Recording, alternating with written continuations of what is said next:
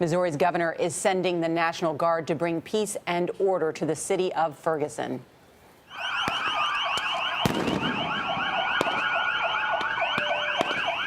Police clashed with protesters last night in some of the worst street violence since a deadly police shooting 9 days ago.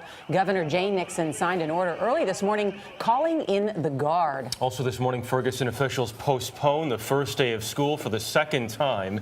And an autopsy on Michael Brown done at his family's request shows an officer shot the 18-year-old 6 times. Vlad Duthiers is in Ferguson, where at least 2 people were wounded in shootings last night as well. Vlad, good morning.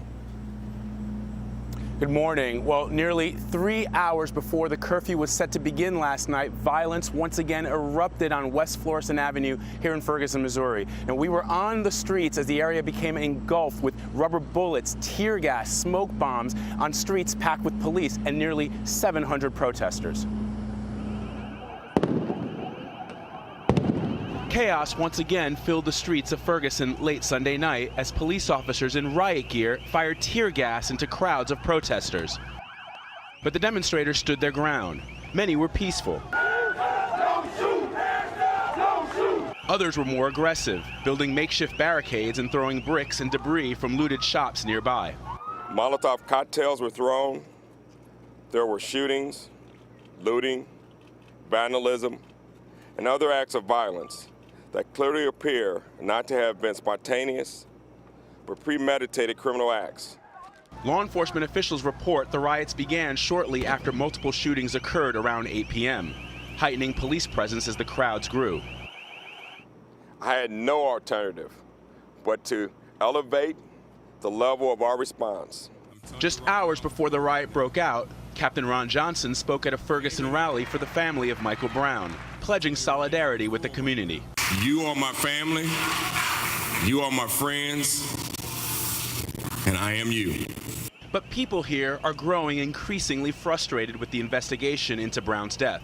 Late Sunday night, the New York Times revealed details of a preliminary autopsy performed on Michael Brown. It found that he had been shot at least 6 times, including twice in the head. The final shot hit the top of his head, suggesting he was bent forward. The report also found that Brown did not appear to have been shot from very close range because no gunpowder was found on his body. Also adding to the growing rift here in Ferguson, backlash over the police department's decision to release surveillance video of Brown stealing a box of cigars minutes before the fatal shooting. On Face the Nation, Missouri Governor Jay Nixon condemned the release of the video.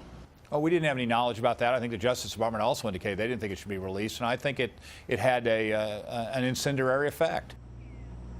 And we are understanding that there'll be a press conference later today with the Brown family, their attorneys, and Dr. Michael Bodden, the medical examiner that they've hired to conduct an independent examination. Nora? All right, Vlad, thank you so much.